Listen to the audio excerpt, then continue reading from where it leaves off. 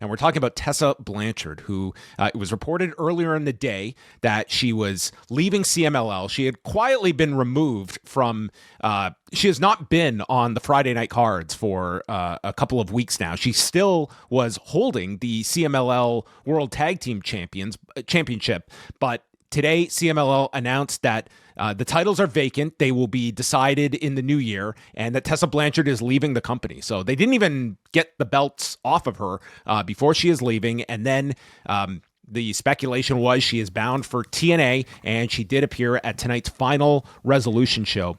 I think it is important to kind of just backtrack, because I think some people, they know that there were controversies attached with Tessa Blanchard, but might not remember all the details, because we are going...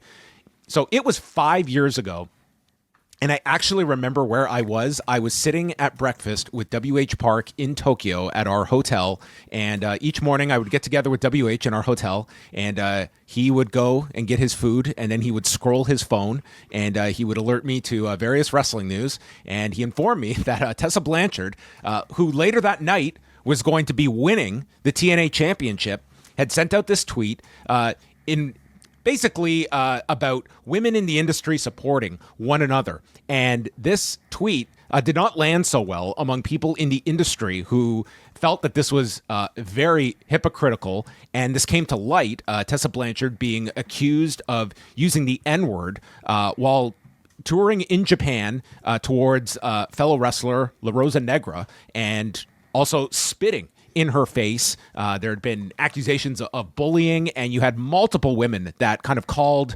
Tessa Blanchard on this comment that she made. As you can see here, Allison Kay, one of them, Chelsea Green, a lot of women were vocal about this. TNA, this was a pretty heavy storm of controversy the day of where she is booked to win the title. TNA went forward and put the title on her, and it was several months later that she ended up being let go by the company over her contract was about to end, and then TNA just terminated the relationship. But it was not over this controversy that Impact ceased ties with her, but this was something where over time it has just stuck to Tessa Blanchard, primarily in the U.S. She's been in CMLL for a long time. We have not heard of any negative stories regarding Tessa Blanchard out of CMLL, but over time, over all of these years, I mean, she was denying that she had ever used the N-word in this situation. Over time, she has never publicly apologized over this. La Rosa Negra seems to be as though, she has addressed it. She's even posed with pictures with Tessa Blanchard. It seems that La Rosa Negra has moved on from this, but this is something that Blanchard, she has not really been able to put this in the rear view of her career or address it full on.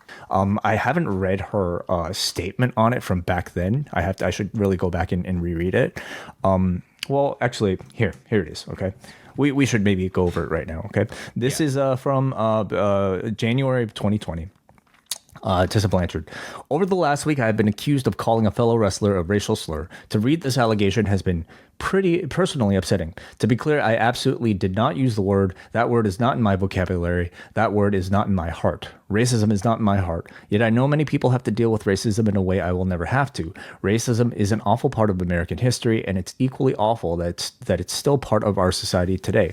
While I did not do what was claimed, I stand ready to use my platform to support the fight against racism however I can. I think while we're looking at this is what La Rosa Negra had said several years ago in response. She said, for whatever Tessa wants to do in her life and her career, good for her. It has no bearing on me. But when someone wants to be respected, they have to respect others. But if you don't respect others and all you want is to humiliate others and to be above everyone and push your family name, which you're quite small in, being a part of that family.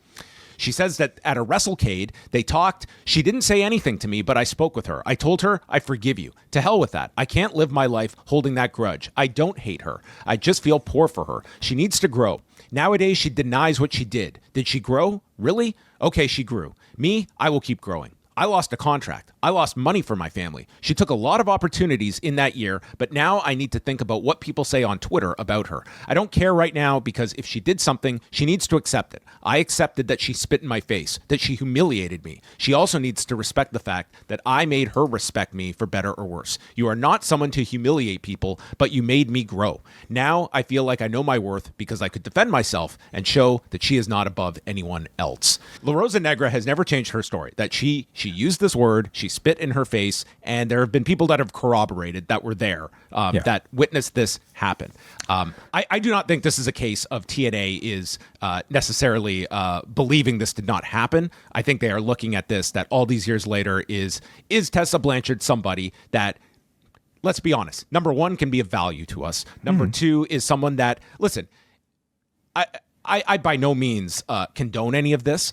I think Tessa Blanchard could have handled this in such a way that this, like, we have seen a lot of people come back into wrestling that have done far worse than this. I mean, at her core, this is an extremely talented wrestler that in another orbit, like, this woman should have been, like, right at the top at wrestling alongside Charlotte Flair as, like, the Horseman next generation, like this rivalry in WWE and making seven figures. But that is not the way her career has gone. I'm still kind of stuck on this, you know, like for me, if the person here accusing her of the act stands by the fact that it occurred and she continues to deny that it never occurred, I feel very unresolved about that.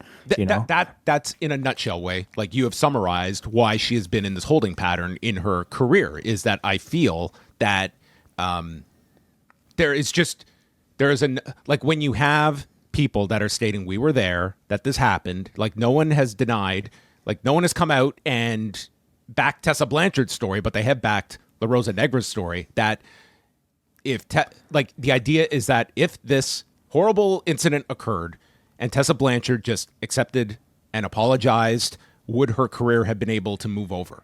Like, again, this is something that I think this would not kill a career, but it has dramatically impacted her career for these last 5 years. But in order to accept growth, I almost feel like there needs to be some sort of admission of guilt first. And listen, like, I'm not black, you know, like the black talents working in that locker room with her, I think, are the ones to make that judgment call about whether or not they're comfortable with this person in their locker room.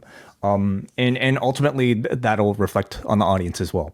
I think the modern wrestling audience, like, has a limit of like what they'll feel comfortable. And we say all this when the next story we're about to talk about is Hulk Hogan. Okay, so this is very different, but like TNA just used, like, granted, he was a last minute replacement. They just used Matt Riddle. And will they continue to use Matt Riddle is a further question of how much they're listening to the online sort of discussion. It's time to welcome in our TNA correspondent who is covering Final Resolution tonight from Atlanta, Georgia. He was not in Atlanta, but rather covering it. And the big headline was the return of Tessa Blanchard. So, John, why don't you just set the scene for how this was set up and what the reaction was for those at center stage? Yeah, I mean, hello. How are you guys doing today, first of all? Thanks for joining us, by the way. No, absolutely. Everybody knew. Now, I'll say that straight up because I was in the pre-show, the countdown on their YouTube show, and every single person in the chat room was talking about Tessa Blanchard.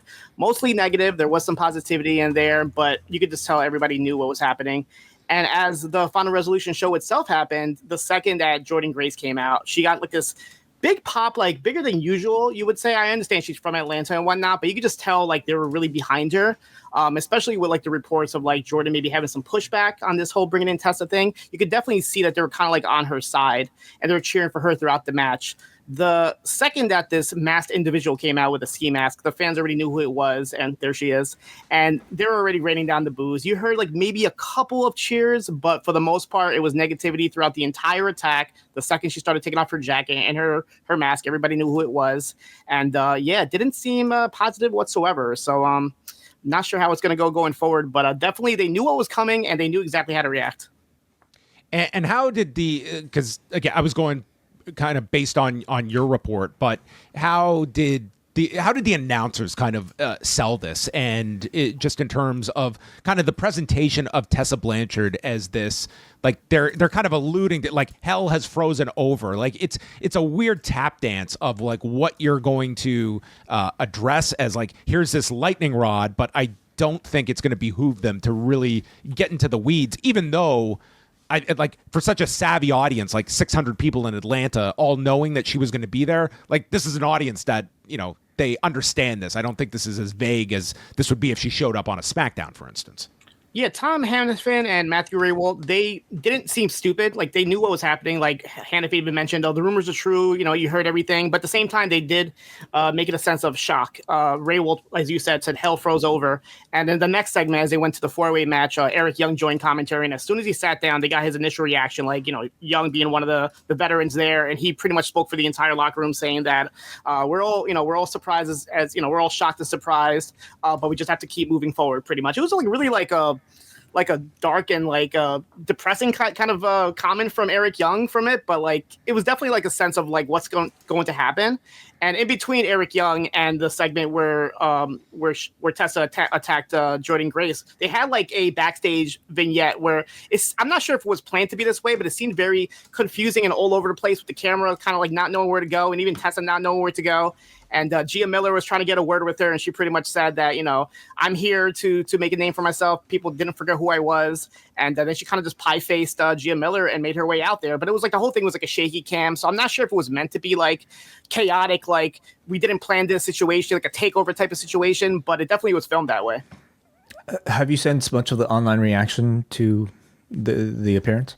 From what I saw, it's been mostly negative. Everybody's kind of like, TNA was doing so well now. Why would they go ahead and do this? It could have been worse. They could have put the world title on AJ Francis, and that definitely would have probably get some more negative headlines going on to tonight. But most of it was negative. But from my end, like, you have to understand, they're booking some really big arenas next year. The USB arena here in Long Island and whatnot. So it's like the controversy, like, it's going to either backfire on them or it's going to get some more eyeballs. So it's like, it's really, I understand the decision. I'm not for it, honestly. As you can see, most fans aren't, but it's definitely a risky move, but we just have to wait and see if it's going to pay off for them, if it's actually going to bring in more eyeballs or what.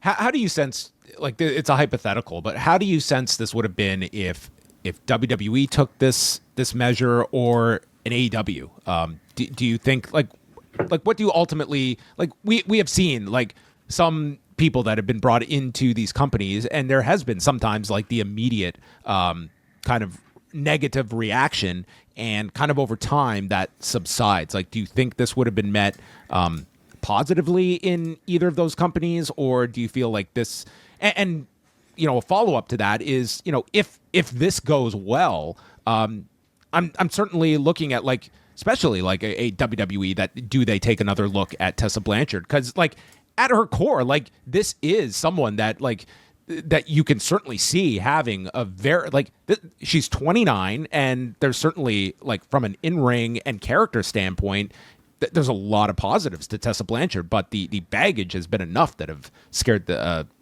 other promotions off.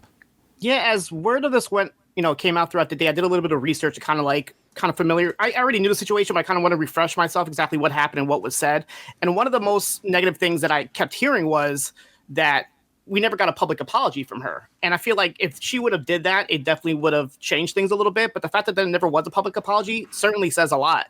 And looking at a lot of the women that spoke out about her, a lot of them are in WWE and NXT right now. So I feel like her going there definitely would have been a good situation for all the parties involved. TNA it's kind of like the place to go if you're not sure to go to AEW or WWE. It's kind of like a place where you rebuild yourself. It happened to Big Bill, happened to a couple other people as well. So definitely the right place for her to go. We just have to see what's going to happen now in the backlash. But yeah, I don't think it would have been positive at all in AEW or WWE. TNA is a little bit more under the radar, so maybe it's like kind of a testing ground for herself. Maybe she decided herself that's the place for her to go and rebuild herself. You can get a whole rundown of Final Resolution up on the site right now. But thanks so much, John, for joining us and giving your perspective and reaction to Final Resolution tonight. Thank you, guys. Take care. If you like this video, consider joining our Patreon, the Post Wrestling Cafe. Multiple bonus podcasts every week, ad-free shows, and access to our full archive. Otherwise, a like and subscribe is much appreciated. Thank you for watching.